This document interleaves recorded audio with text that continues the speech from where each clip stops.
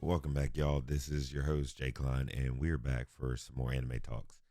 In this one, we're going to do something a little bit different, only because I'm currently watching a lot of different things, and this is going to be a little bit of a break from our standard seasonal review.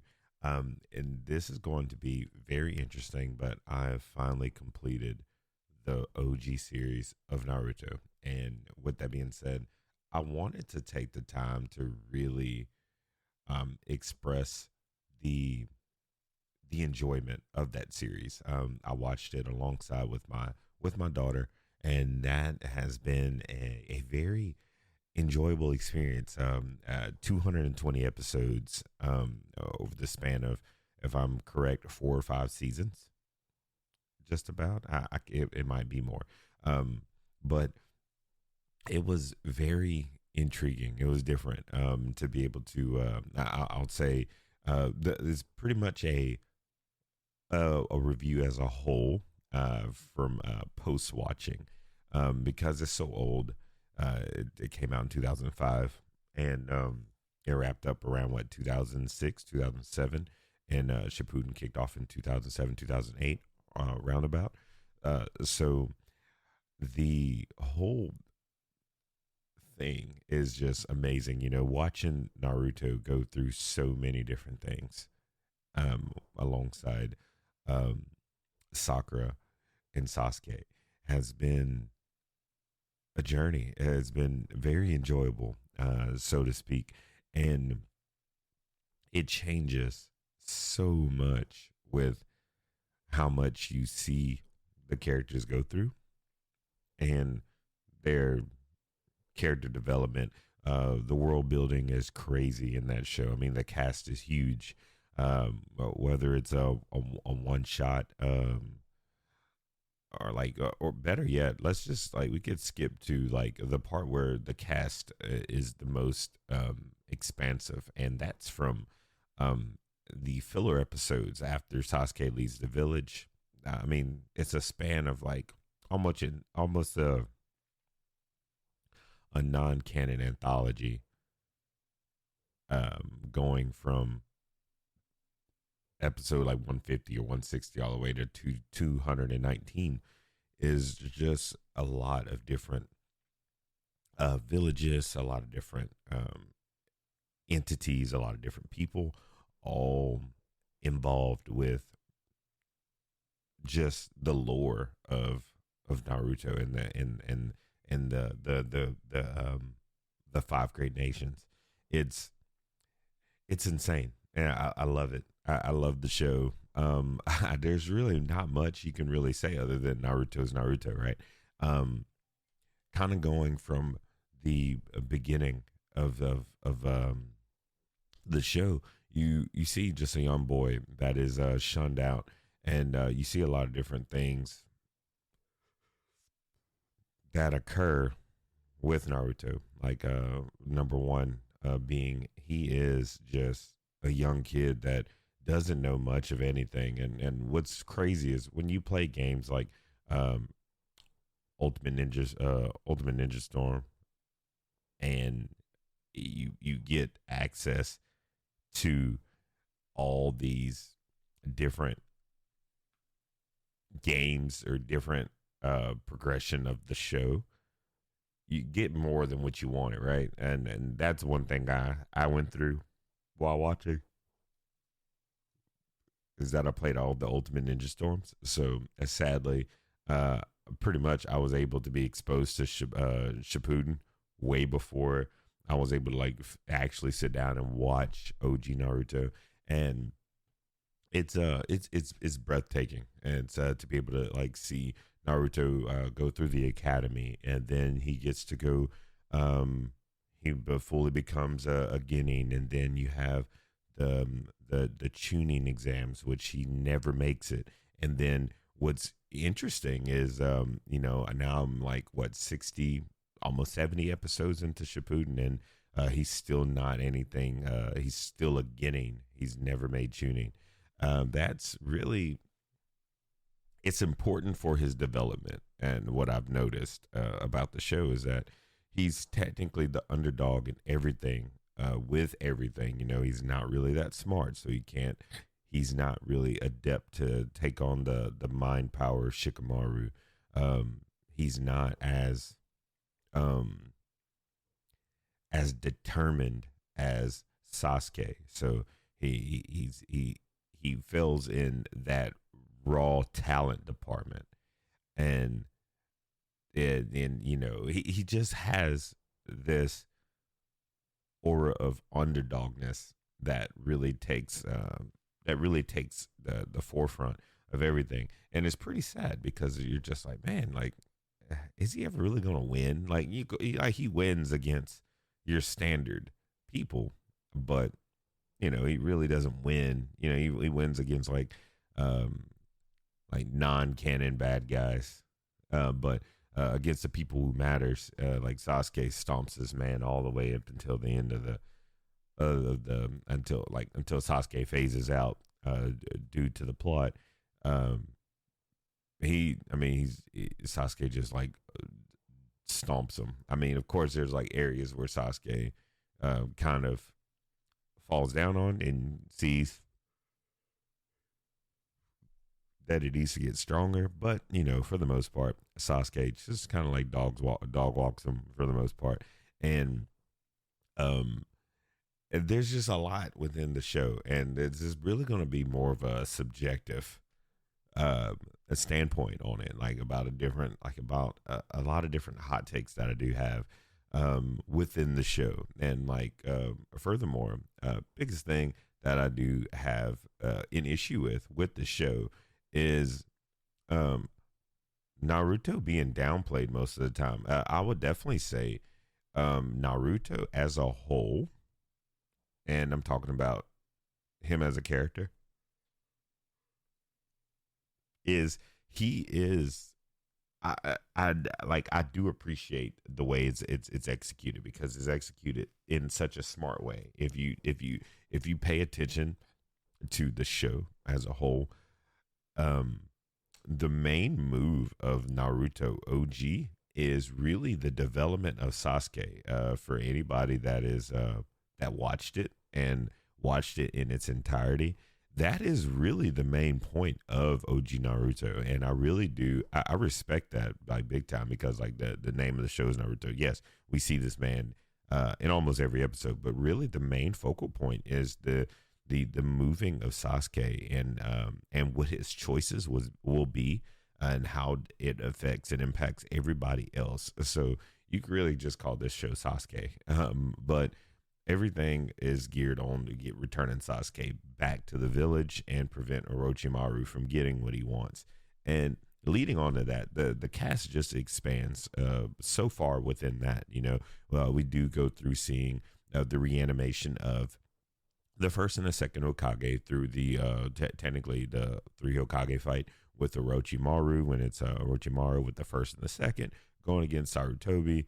Sarutobi sadly meets his end. We do see that very interesting sad portion, and of course the infiltration of Orochimaru during during the tuning exams is very it's very interesting. You know, we see the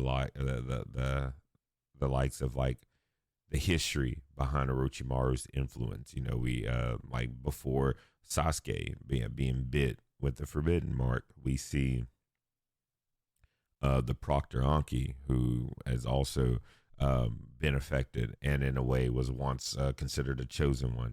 And then we see the likes of Kabuto, where he's pretty much a double triple spy, right? We see so much going on here where towards the end of OG Naruto, like it almost wraps up a lot of different questions and answers that I had for the main series. You know, of course, like there's more to come, but of course, when you play Ultimate Ninja Storm, you're exposed to so much information that you're not supposed to be exposed to when you're supposed to just like watch the show and then get there. It's kind of like Dragon Ball Z. Sadly, I was able to watch the show before playing the games, and it's because of the age range.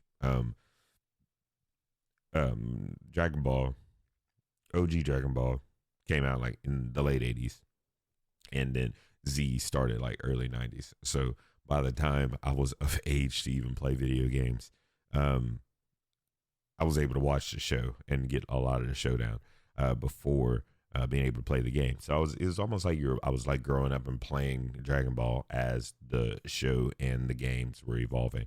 Naruto, a lot different. In '05, I was like 12 years old. So by the time like I started being by my own games and all that good stuff, like being able to, I was able to invest into, and then I really wasn't even watching anime that much back then, due to ages, all that stuff. But Naruto, uh, I was just exposed to too much knowledge as far as like the next iteration of the series. So going from there, Naruto is just really really expansive when it comes down to like hitting different parts, and I don't even understand um, how other content creators are able to sit down and like actually put this uh, into fruition when they come up with like if you get on YouTube and go check out guides, Naruto guides. I think that's really really awesome and um very time consuming to have to put this all in a lore attractive way to grasp people in, and I think that's a great thing. um but back to Naruto as a whole, I enjoyed it. Very is definitely something to watch with your kids. We enjoyed it immensely.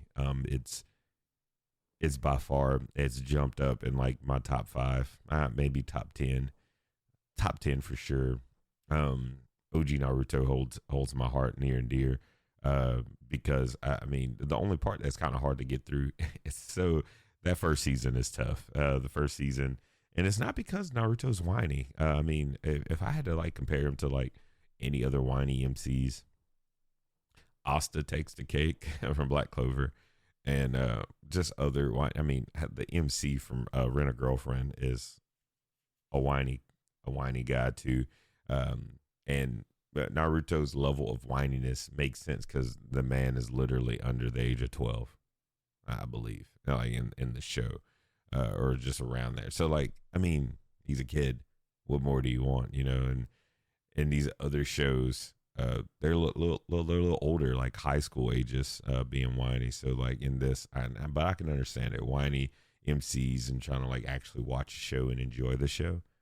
I get it. Whiny MCs can kind of like take the cake of like ruining a show.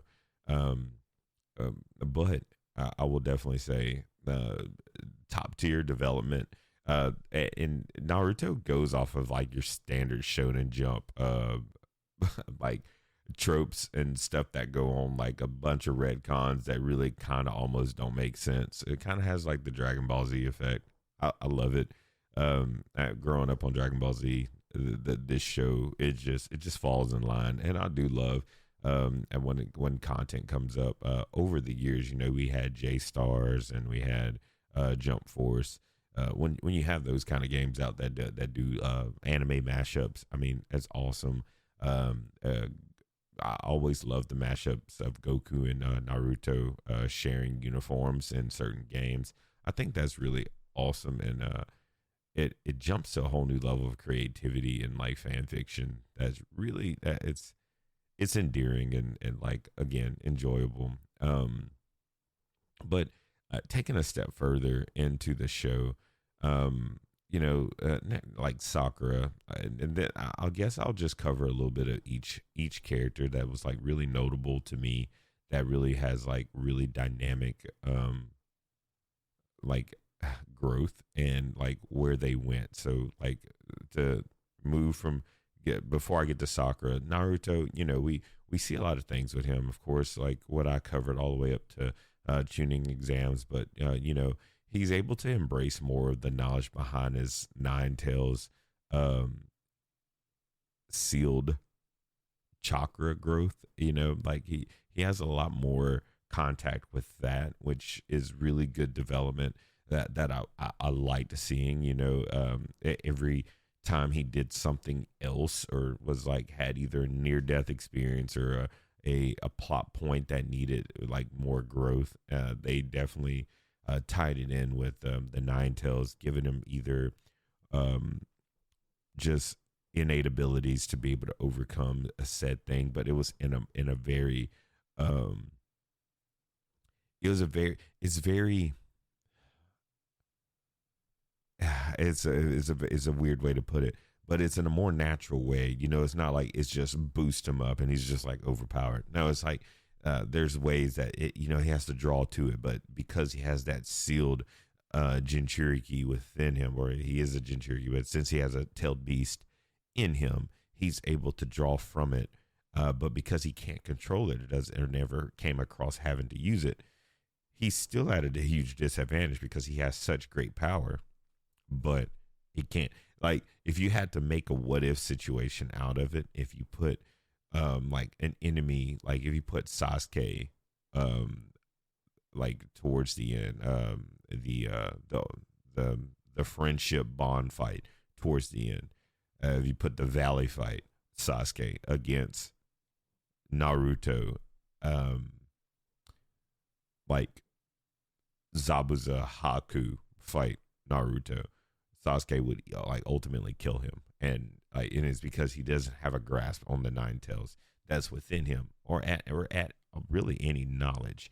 So I do like how the show curates a more natural flow of his understanding of his ability. I do like that. Is very it's a very wholesome slice of life feeling with its power ups. It's not just like new transformation. I know how to do really cool stuff. It's more like, okay, I have this, I can get to here, but it requires this. But because I have a little bit of a push, I can kind of get there, like with almost like an unlimited amount of chakra, but he has to tap into it. But once he taps into it, there's the risk. I like the risk factor. Like there is the risk factor that he can end up tapping too far and lose himself, and then fully release the nine tails, and then next all hell's broken loose. I do like that. It's a good counterbalance with great strength come great responsibilities. I like that. It's a good flow, and it makes it even rather than, hey, I just got this sealed tailed thing within me, and at any moment I can like lose my crap and everybody's cooked. And I like the flow of it. It makes it really, it keeps it balanced, and I like that. Now, moving forward from him, we'll go to Sakura. Sakura had the most interesting growth. She was pretty stagnant for a good portion of the show. She actually takes the lead as far as like pretty much being in control of her chakra, very focused, good overall, but lacked the physical ability to put it into action. And her growth really, we didn't really see a spike in Sakura being anything worthwhile or anything to write home about until Tsunade became a Hokage and then took her in. That was probably and I do like that portion is awesome. And I hate to like phase off of Sakura for a bit, but Sakura's growth was the last piece of growth that happened in OG Naruto, which is interesting. I do like that they allowed that to happen because we seen the boys, Naruto and Sasuke, get crazy boost throughout the show. Now, Sasuke's growth, like, and I hate to like be the guy that's going for the underdog, but I almost really can't stand Sasuke's growth because it's almost like a plant.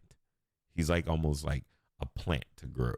Um, and like again, going into what if situations. What if Jiraiya wasn't doing all of his research, tracking the Akatsuki all those years, and then came back to the village?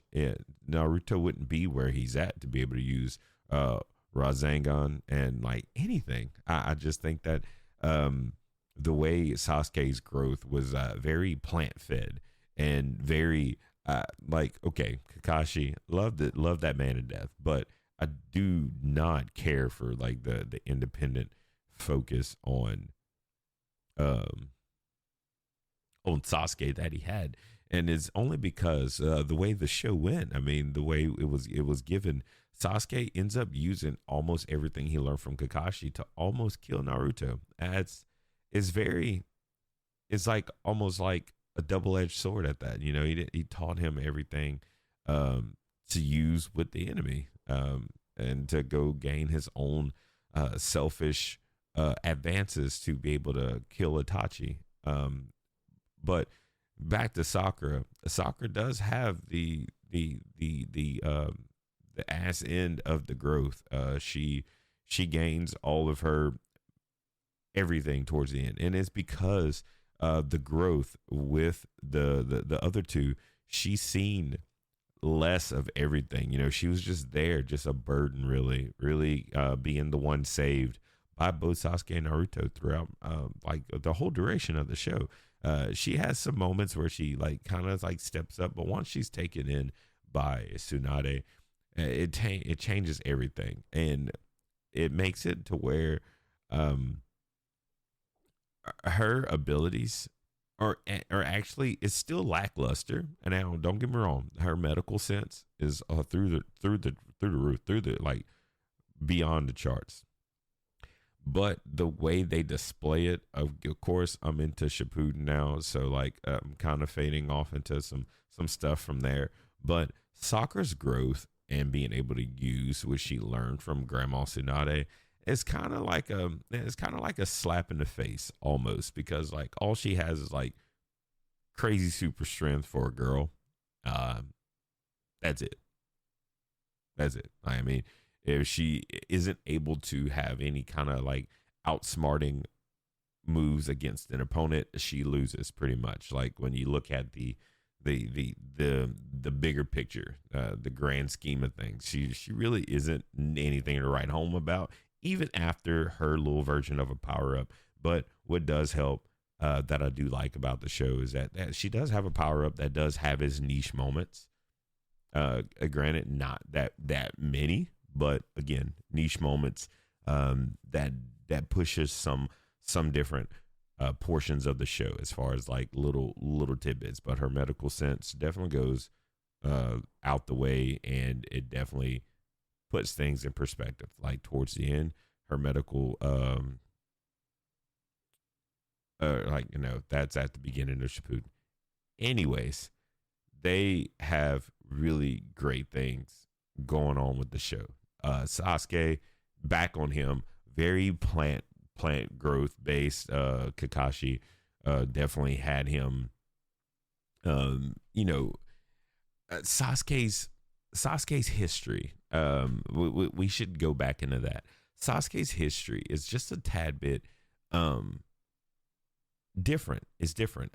He actually was the lesser of the two brothers. Actually had zero talent compared to Itachi. And then when Itachi ends up killing the whole family, the whole clan, um, Sasuke ends up, wanting to be really determined to take out his brother.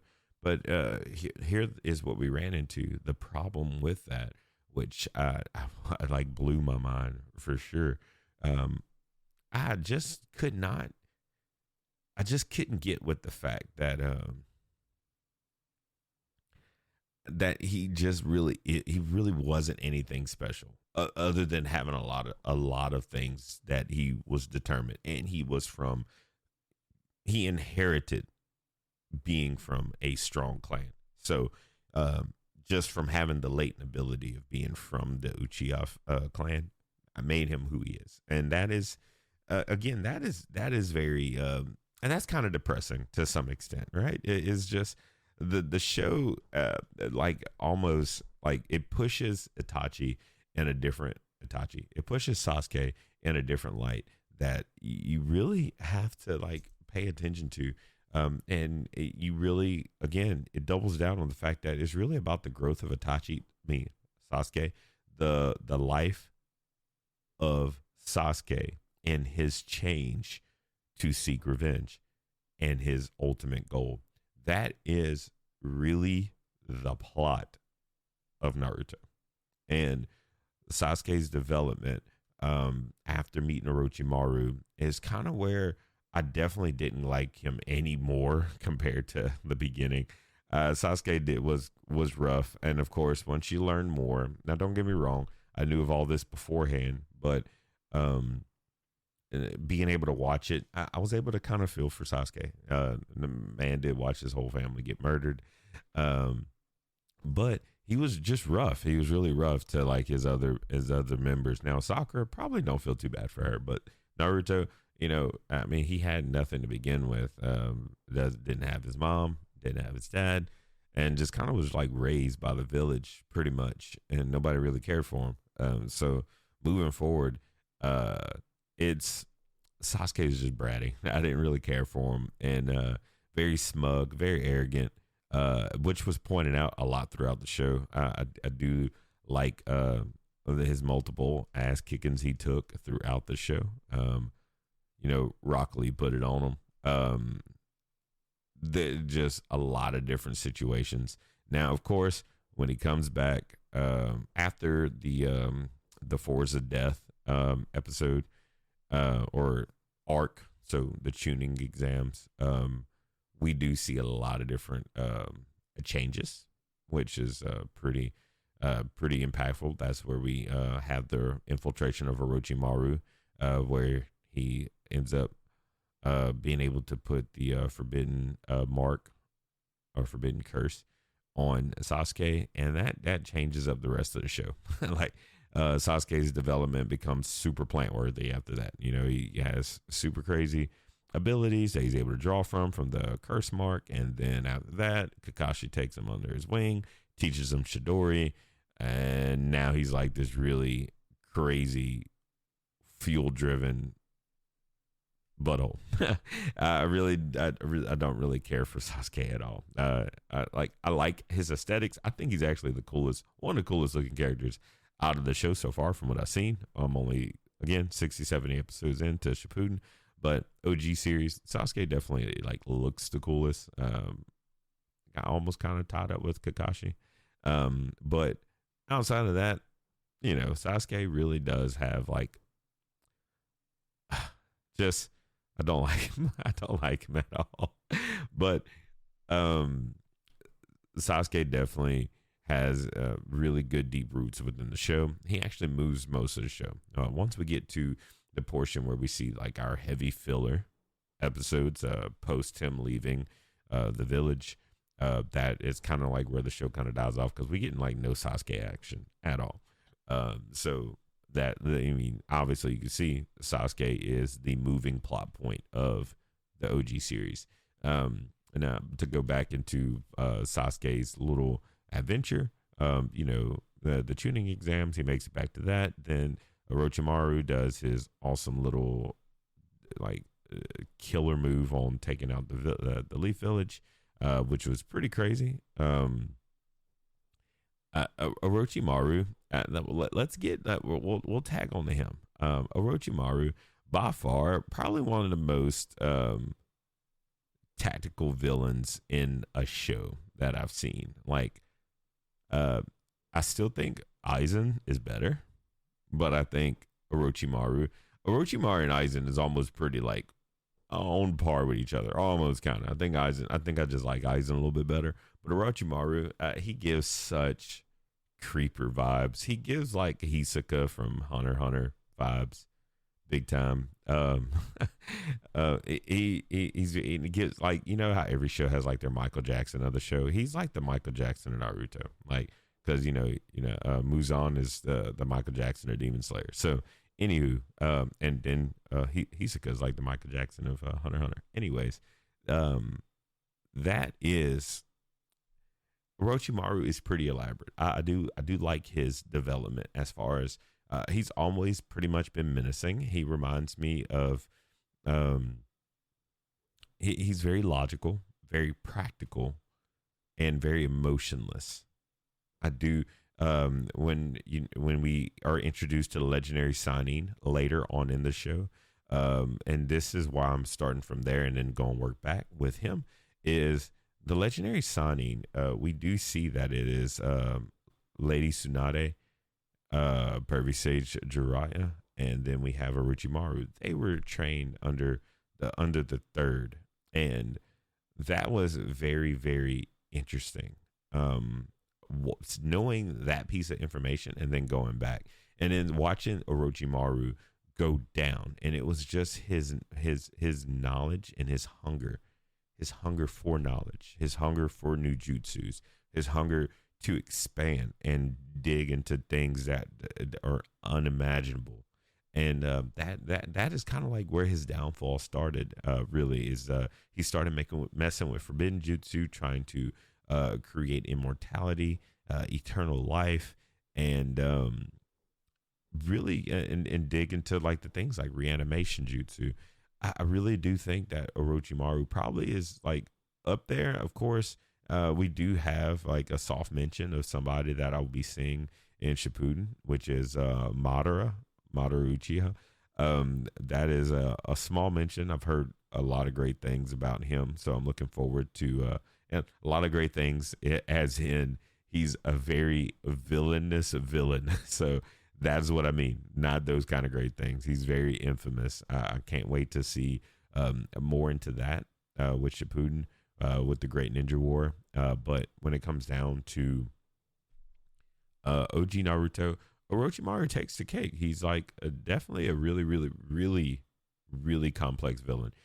He has his hands in a lot of things. I do like the way I was really scared about watching Naruto simply because of flashbacks. But the way the flashbacks are done, it's heavy, but it's in more of an exposition type of way. Like we're only doing a flashback only because we're connecting it to a point, not we're just carelessly doing a flashback just to like buy up runtime. I do like that. It's very helpful. They do flashbacks that really, really help jog memory. I do like that, and I can almost give them a little bit of grace. The first series, it is 220 episodes. There's no way in hell anybody sat down and remembered everything that happened. So flashbacks, I mean, they were most definitely welcomed. And it was very few far in between. I do like that. They were very generous with giving us a while before we had like a flashback heavy arc or a flashback heavy like back to back episode kind of thing. So they did well. The flashbacks helped me kind of like remembered a lot of the different plot points and stuff like that came about or connected to things. So like Orochimaru's flashbacks and his reach inside the filler episodes were awesome as well. Orochimaru being, of course, from the Leaf, and there's really not much too far into like his actual childhood, which is actually crazy. They don't dig too far into that. I'm probably we'll have to do some semi research on the side when it comes down to that. But outside of that, Orochimaru is kind of still mysterious. He is the mysterious out of the three Sanin. We do have Tsunade, who's I mean, there's a lot that we know about Tsunade. Just very now, don't get me wrong, Orochimaru, we know a lot about villainous Orochimaru, but we don't know anything about child Orochimaru. He was just very keen. He was pretty much the Sasuke of the bunch. Very keen, very on point. Like each person embodied who they followed, which is pretty awesome. Like Jiraiya was the class clown, so boom, Naruto. Sakura under Tsunade. Tsunade just was like, a beautiful young girl who had crazy strength and was, they embodied who they followed, which is pretty interesting. And I do like how they did that as well, how they transferred legacies upon their mentors or students or their predecessors to come. I mean, their successors to come. Sorry. The Orochimaru definitely has a very mysterious upbringing. There's not too much known about him, but of course, once he gets into his adolescence and in his adult years, he is very much so more menacing. Very, very scary. They did so well at putting him as a snake. God, they did amazing. My man has the most weirdest interactions with everything. Like Man's tongue action is crazy, is scary, very freaky, very disgusting. With like a lot of the times where he does his like his shedding, like let's just say he loses a limb and he just opens his own mouth with the new him and just hops out and it makes all like the squelching noises and I'm just like, you know.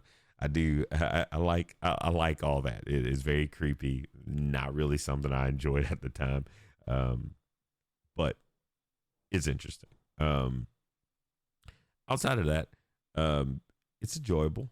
Uh, he has one of the most memorable villain arcs and villainous moments out of the show.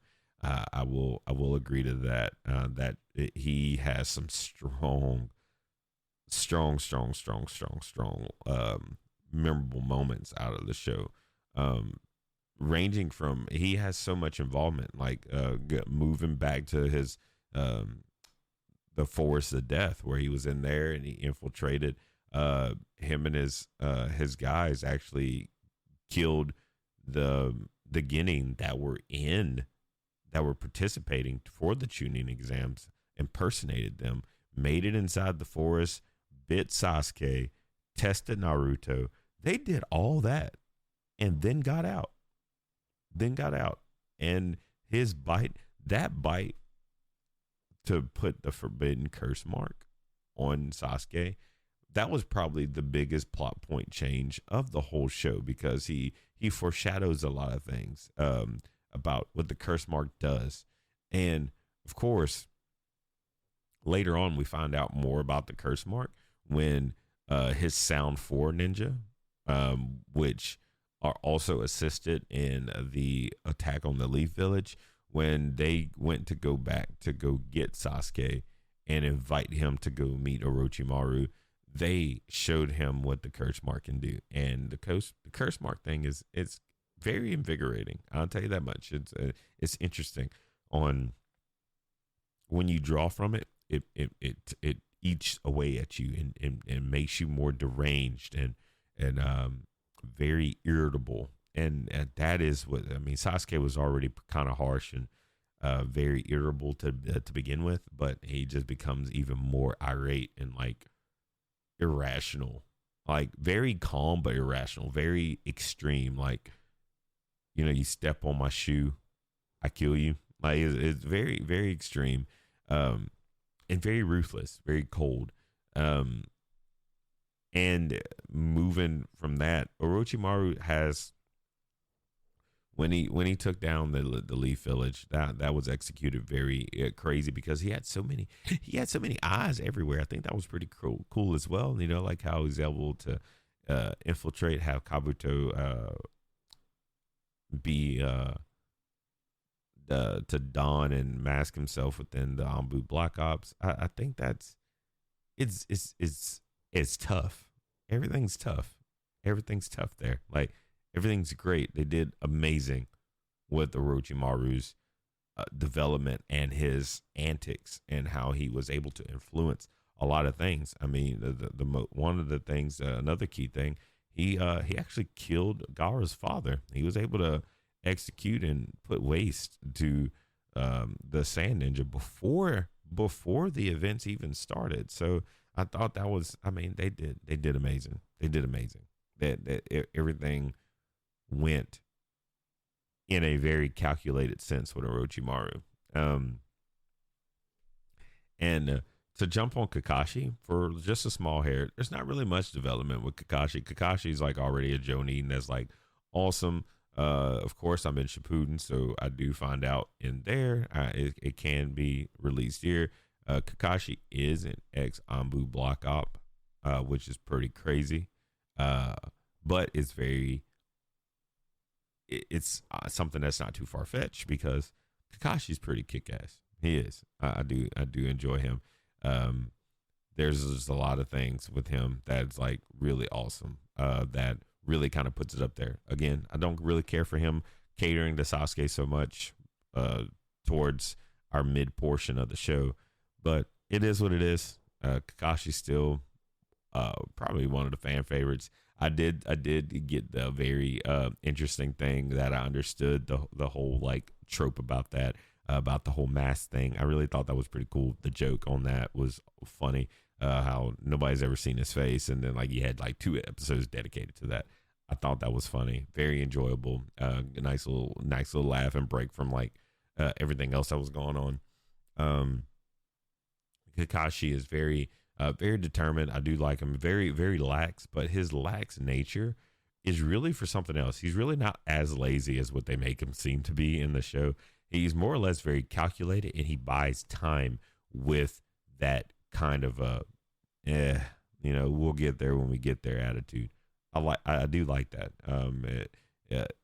Nobody never sees Kakashi being anything more than what he is, but he is the legendary copy ninja that everybody is well known about.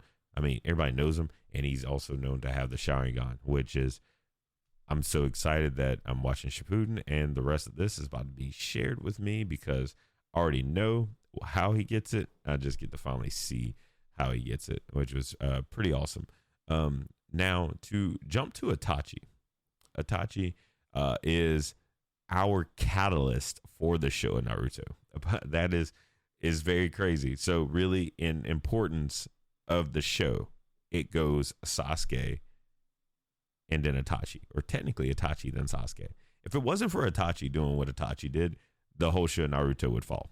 Like if you really put it in a nutshell. So you put importance of influence. Itachi's influence actually goes way above and beyond anybody's comprehension of like how important his actions are to curate the rest of the show's flow.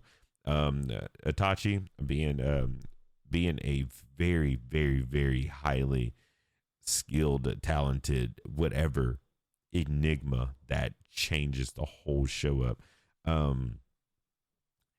He is a talented person that is hailed from the Uchiha clan, who ends up showing them that he does not care for traditions and being burdened to just small time things, worldly things. He wanted to show them that there's more to it than just being in the Uchiha clan and to move away.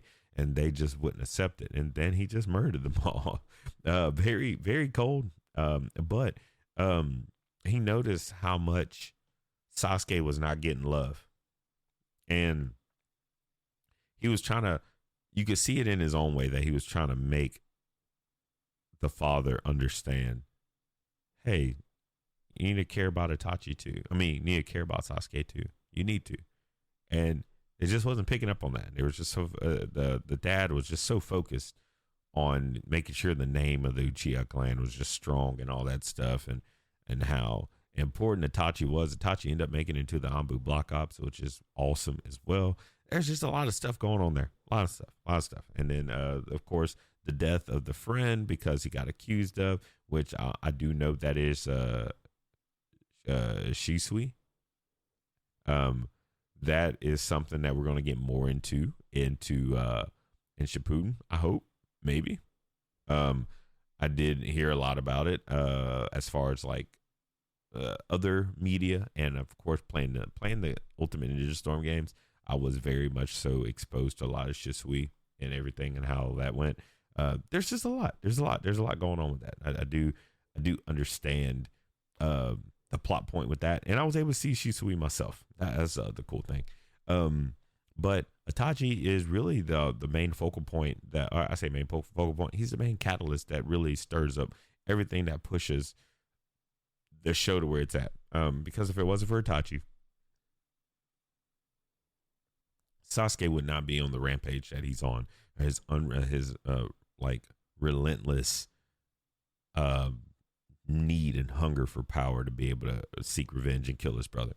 Itachi is also part of the Akatsuki, which is a really strong group that doesn't play, that are after the tailed beast. We've only seen a few of them. we seen Kisame uh, and Itachi. If I'm correct, that's all we seen leading up to Shippuden. There's so many episodes. I can't really recall, but I'm pretty sure. Yeah, yep, that's exactly how that happened. Um, we only seen Kisame and Itachi as far as OG Naruto, and of course, since I'm in Shippuden, I've been like exposed to like maybe a couple, few more. But of course, again, there's a lot that I know, which is so bad. But when you play these games for so long and then you like get exposed, because like when they come out with these Ultimate Ninja Storm games, you're really playing the same stuff over again, but maybe a little bit deeper information, maybe a little like little freebies here and there, and some updated graphics, but you're really playing the same thing. So I was able to see the same thing over and over for like 4 or 5 games in a row. But of course, each game came out at a different time, so you got a little bit more of the story each game, each installment, but you still played the original story all over again. Outside of that, Itachi really, again, he moves the whole thing. His involvement in the show physically is light. He makes just a couple appearances. He comes into the leaf with Kisame, meets with Mike Guy, Asuma, and Kakashi. They do their little thing, and after that, he shows back up around the time Jiraiya is with Sasuke. And Naruto has a little fight with Sasuke and put Sasuke back in his place again, and Itachi doesn't show back up again. I mean, we of course we have the story of Itachi and OG Naruto, and that's really about it.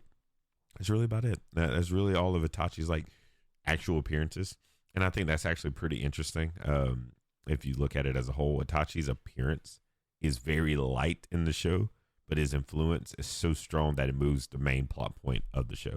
Um, Now, of course, we have all of our other minor appearances and minor mentions that are very important still for the show. We have Tenten, Neji, Hinata, Choji, Shikamaru, Rock Lee, Mike Guy, Kurenai, um, Asuma, Shikamaru's father, Choji's father. Um, Konohamaru, which is the grandson of the third himself, Sarutobi. Um, we have so many different people that I really can't go too deep down into discussing their stuff because they really don't move the plot point all too much. But they're there. You have the small little rivalries that are going on. I think the most important mention, are the Sand Ninja that they became friends with. Uh, the Gara Conqueror Tamari group. Gara almost follows the same path. That is the one more person that is very important to note. He has probably the softest, most memorable growth out of the show, and that is how cold he was, how much him and Naruto had the same upbringing, didn't have nobody. He was actually betrayed because Gara ended up killing his mother after birth, and that his uncle made him believe as if he was going to, to love and take care of him. But really, he was following the orders of Gara's father to go to kill Gara, which is crazy, which is pretty crazy. And that is a very interesting twist of fate for Gara. And he just grows up cold, wants to kill everybody, and also has the one-tailed beast Shukaku inside of him. And very interesting, very interesting. He's able to manifest that power a lot much sooner than Naruto is, and he goes on a rampage and like tears all kinds of stuff up. But needless to say, you had to briefly cover him. He has a huge change of things towards the end of the life cycle of of the OG series. As a matter of fact, the last 3 episodes of filler episodes going into the final episode called Departure. Um, that is very, very, very, very. It is sand ninja oriented. Um, it is. It keeps it moving in a very interesting way. And you enjoy those moments where I think they're going against the four celestials. Um, it's again, Gaara's change and development where he's just cold, and then he meets Naruto, and Naruto just engraves it in his mind to love and to not hate and to depend on people and to find life within like a much like more um safer means. I guess that's the best way to put it. Safer means. Safer is not really the term. Like more healthy kind of ways. And that's again, that's all good. I really do enjoy the way they did that. I mean, I love it. Now, the one thing I don't care for that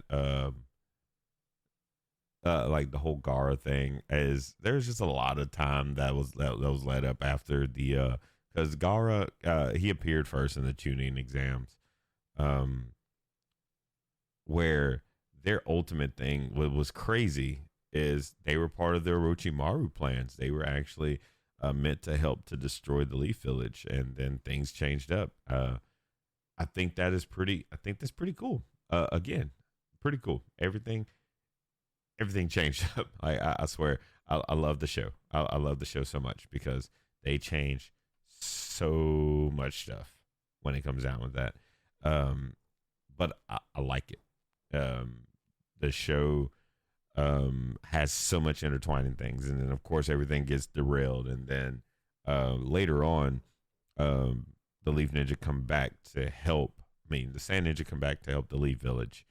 Um, when they leave to go try to find Sasuke, and they get trapped up by the Sound Four. Well, each Sand Ninja participates and helps out against the Sound Four, and there's just so many different things that I mean. There's other small interactions like Gara was the one that pretty much put Rock Lee on the bench for a while. Um, you know, it's really about it. There's really not much else when it comes out of that. I don't know. Outside of that, what else? We do have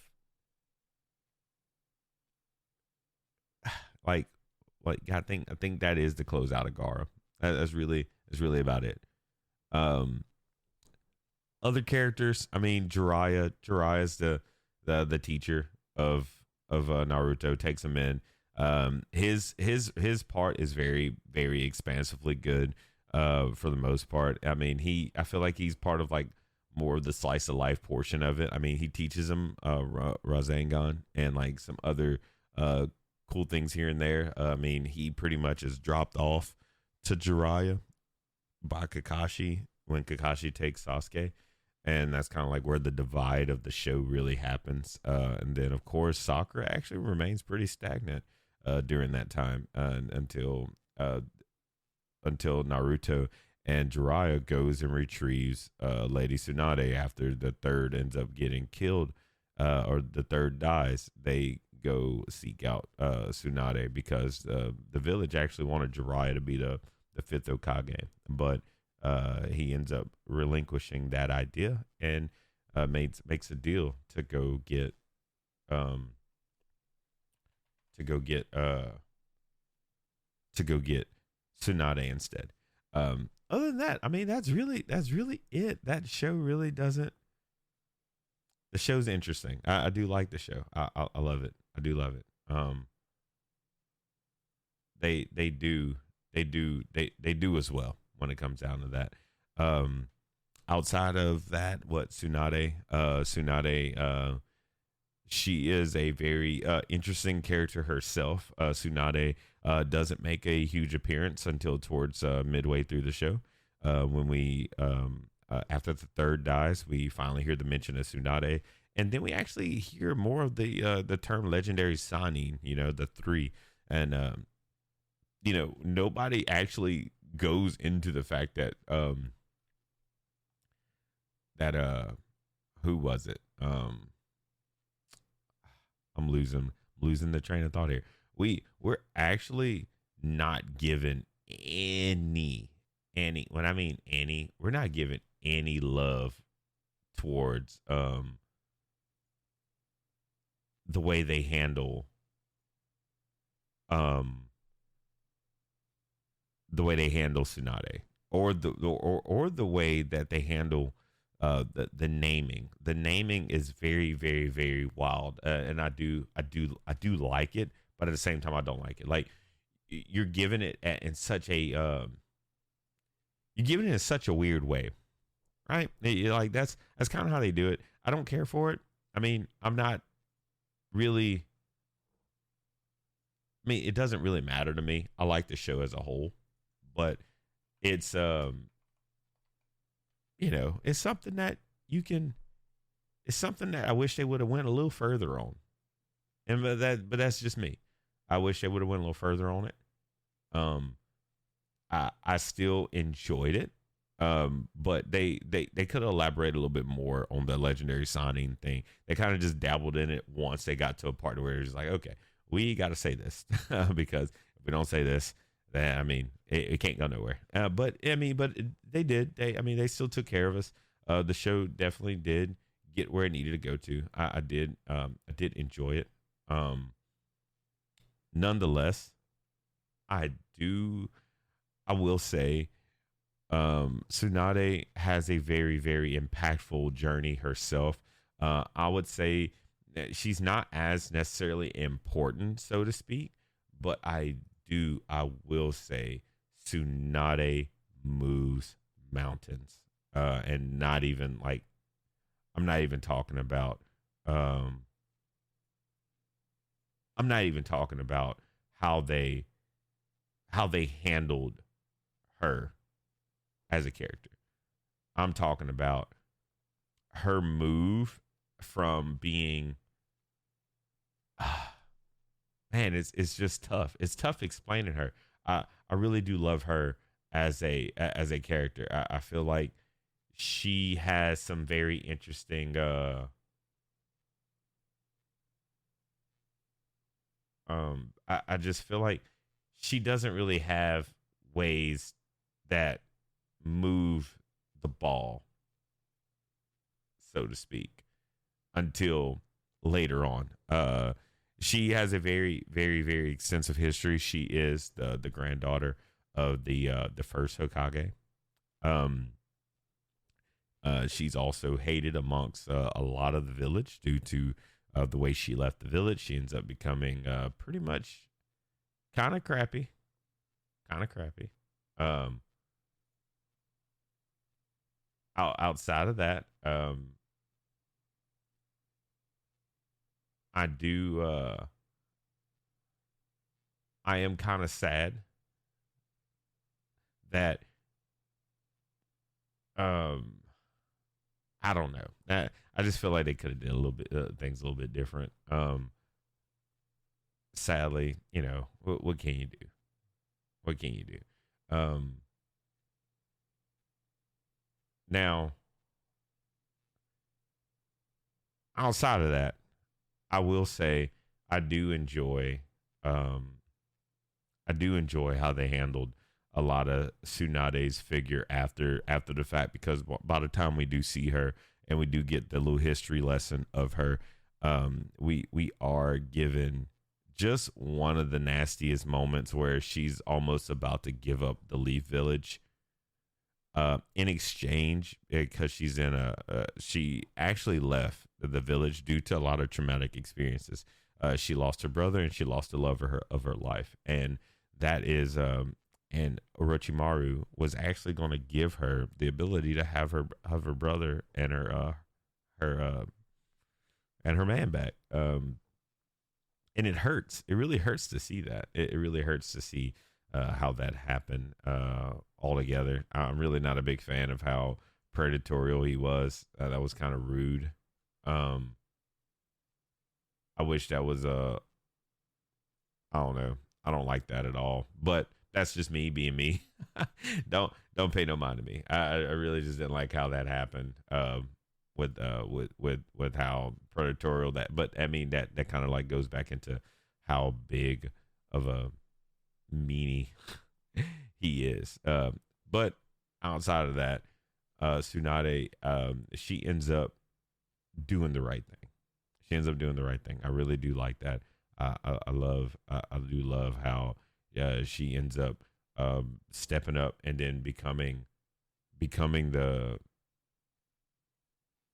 next Hokage, and ends up she does a lot more than what people give her that credit her.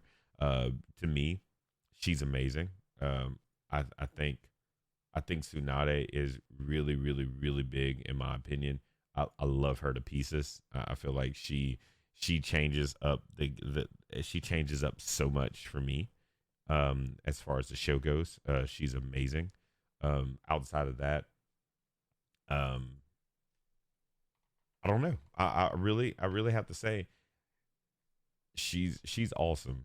She's an awesome character, and I do like that at the end. Now they took a while. They took a while. I'll say this: they took a while. I wasn't a big fan of it. They took a long darn time, but we most definitely got some good love for soccer at the end.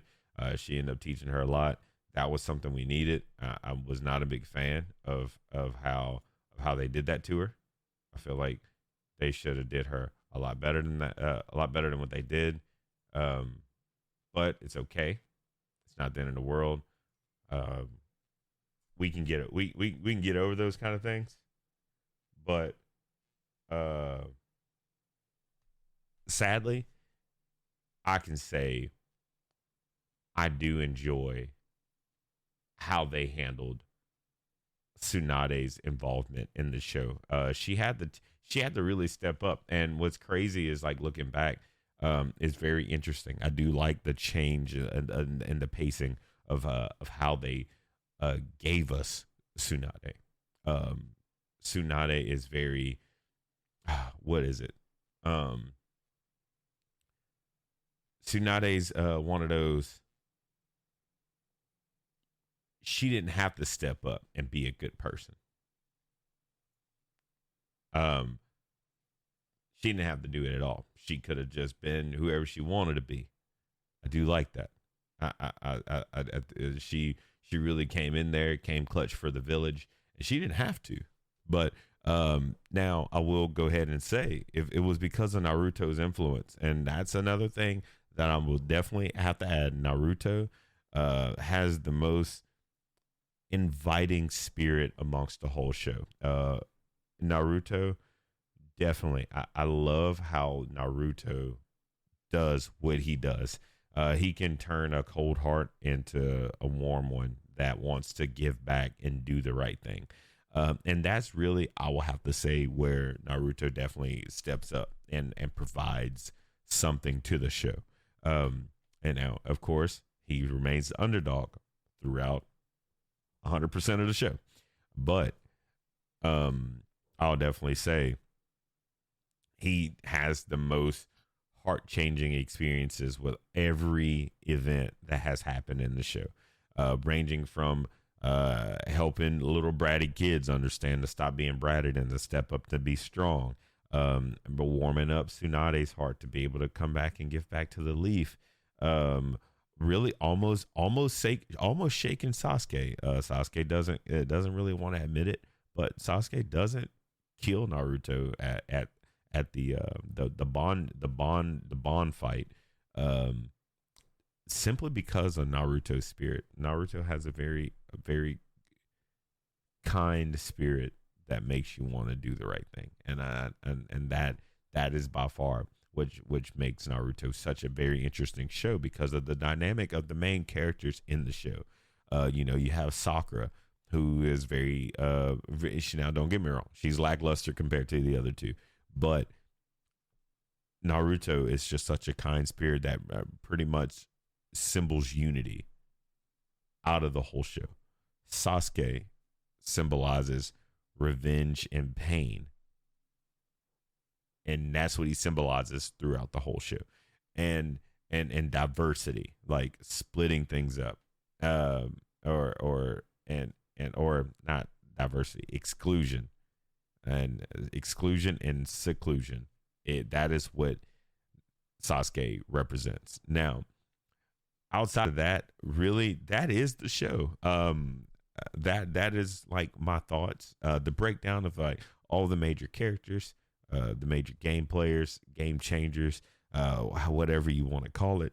But it's really just the wrapped up situation. All in all, there is like small mentions that I didn't include. You know, we do have Kiba also in there. I did miss him. Shino. I'm trying to think of the base getting that we follow throughout throughout the duration, and of course small interactions that I did miss. I did miss a few, like the Shikamaru Tamari little thing that's going on throughout the show. We see them kind of have their little thing. There's just a lot. There's just a lot of stuff that's going on in the show, and I do like how intertwined everything is. They did great with executing it. If you can get past, I'm gonna tell. Now this is where I got to drop back into our usual our ratings. This is a powerful show. If you never watched Naruto, it's gonna be kind of hard. The show did come out in 2005. Good luck with the graphics or the animation. It's really not that bad. If you can get past that first initial season where you go through like the beginning of and that is one connection I got to put together. I think it is pretty cool that the guy who tries to get Naruto to steal the secret scroll is the same guy that has a very interesting mini episode himself later on in the series, like in the other arcs, and I call it the filler arc, but like past Sasuke leaving the village. I think that's pretty cool. That's pretty interesting. 150 something episodes later, and the man comes back and resurfaces. They did great with that. I really do. I like that. Everybody's kind of getting like recycled and like used in very, very awesome ways. I like that. Outside of that, that's really it. That's really all I got for y'all. The show is great. Again, you'll love it. Be very mindful of a lot of different things. There's a lot of things with this show. I love it. You may not like it. It's one of those you got to give it some love. You got to give it some love. You might care for it. You might not. The animation's kind of old. The part that allows me to be a podcaster, which is very important for anybody who watches my content or listens to my content, is that I'm very open-minded to a lot of different animes. Sometimes I'm a little reluctant to watch certain things, but for the most part, I'm pretty open to watching just about anything. Of course, it's to when I have the time. I'm pretty open to watching just about almost any show that's out there. I do like watching a lot of anime, and I do dive into a lot of different things. So for the most part, I do hope that if you do give this anime a try, if you've never watched it due to it being too old or whatever the case may be, give it a go. You really like it. I gave this show. This is like my second time giving this show a try. I did try to watch it back then when I was back when I was like 12, and of course now I'm giving it another solid go now that I'm older. And this is probably like one of the best things that I've ever done. Best things I ever done. The biggest thing is, I mean, watch it with your kids. I'm telling you, watch it with your kids. It's a show that if you're an anime watcher and you have children, put your kids on this. They'll love it. They'll appreciate it. Um, I'm telling you, it's a powerful show. I enjoyed every last bit of this show. I feel like I feel like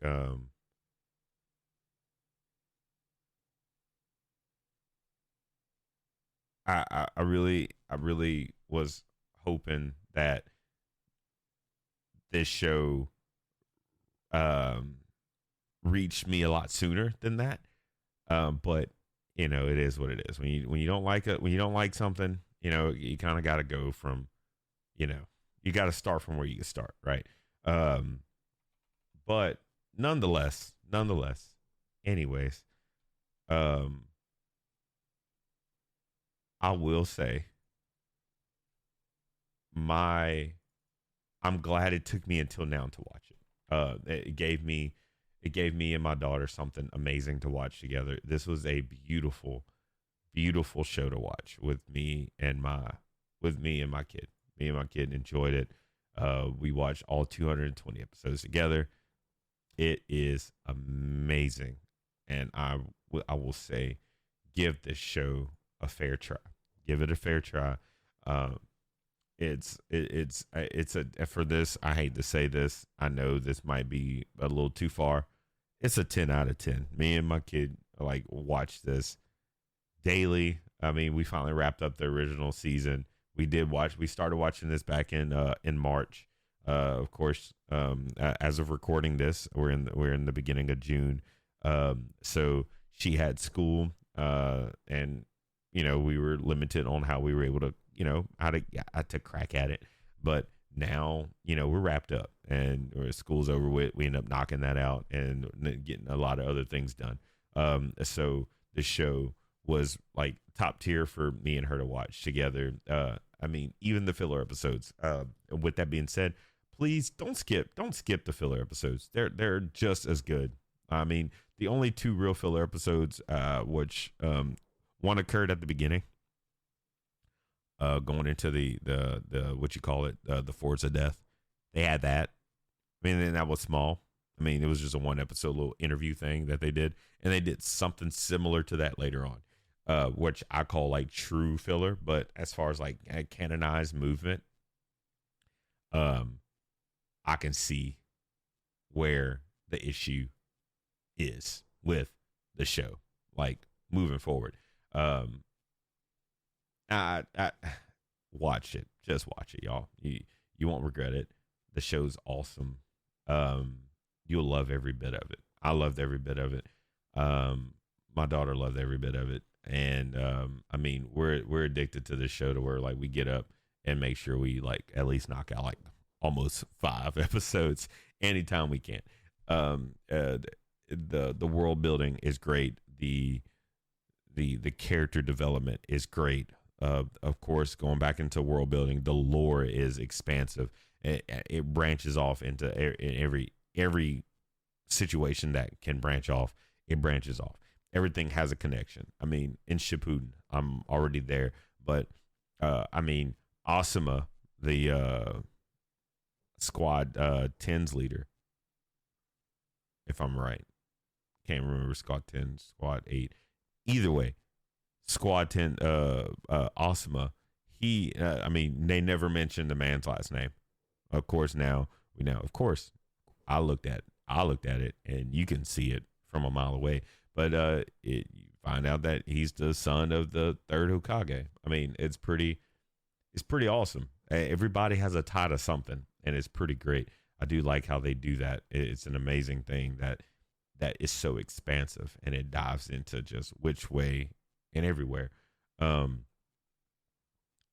Other than that, I mean, that's really all I have for y'all. And I do thank y'all so much for for bearing in and listening to this. This is probably another one of those top heavy um, anime reviews because Naruto's long, and there was no way that I was going to be able to sit and cover season by season, not at the rate that me and my little girl were watching this. So with that being said, that this is the entirety of Naruto as a whole, as far as major plot points that were important to me that I was able to see my take on a lot of different character development and character interactions, and pretty much a brief explanation of everything that's going on within the OG version of the show.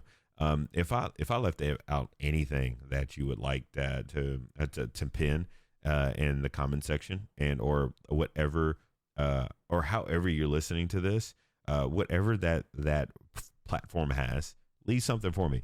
I would love to go even deeper on any topic that was, or any subtopic that you would like to create out of this. The show is phenomenal. I love Naruto. I love it. Do I wish I would have watched it back then? Not really, because now I have like 500 episodes of Shippuden to knock out. It's and depending on how I feel, might be watching Boruto at the end. Who knows? Who knows? I heard a lot of bad things about that show, but we'll get there when we get there. All I know is we got a great ninja war on the way with Shippuden. I'm ready to knock that out, and I may, depending. But the fact that I didn't think I was going to sit here and do this one, mainly because I do not like giving y'all overplayed content. That's why I never did a Demon Slayer review, because it's something that's overplayed. I mean, over and outplayed. Everybody wants to talk about the overhyped animes. I say overhyped, but mainstream anime. Now, of course, Naruto, it holds a different kind of charm for me. So that really, I mean, I wanted to cover it, and I wanted to share my experience with y'all, and to be able to like give some very interesting takes on it, and to dig further, and to let y'all know I'm finally part of the Naruto fandom fan base, to be able to finally complete the OG series. It's almost kind of like sacrilegious to not watch that now. The One Piece gang, I'm sorry, y'all. I will probably never try to watch 1,200 episodes, or almost nearing 1,200. I'll probably have to like wait for a guide to come out and like watch a YouTube video on it, which will wrap up everything in like a few hours or so, or however long that video is compared to watching like, whew, a lot of time. There's a lot of time involved in that, but outside of that, thank y'all so much. This is Anime Talks. Your host Jake Klein. We're going to be going out, but again, thank you so much. The show has grown exponentially great, and of course, we have our slow moments where it's kind of tough to like even cover any anime. While like, especially while watching Naruto is kind of tough. It was kind of tough to watch other things because Naruto is like really something that I really didn't want to like get too far off and watch too many other different things, and then not remember anything when it came down to these kind of moments. But Naruto was like a very good tough stick. It was tough. It was in there. There was like no way I can forget anything that happened in that show. Even like, of course, small things I might have forgotten, but as far as like the main meal, the main course of the show, the meats and potatoes, I was able to cover that, and it's very memorable. But other than that, again, thank y'all for tuning in. This is Anime Talks, and if y'all would like to catch anything, definitely review any of my other episodes, and if anything is coming up soon that you would like for me to check out, definitely leave that for me. I'm always down to take suggestions to knock out. But coming up soon, we do have Fate Strange Fake that is coming up. I'm almost done with that, and I was watching these other couple like one-offs. We might get into those It depends, dude. There's some like I wouldn't say hidden gems, but some like some off the wall animes that I've came across that I've been kind of like watching and just knocking out. Maybe episode by like it just episodes here and there. May have to like jump back into it to kind of like get like a full circle like remembrance of everything that occurred at the beginning, because I did take a huge hiatus on that and it's like heavy hunting down Naruto. But again, thank y'all. I'll catch y'all in the next one.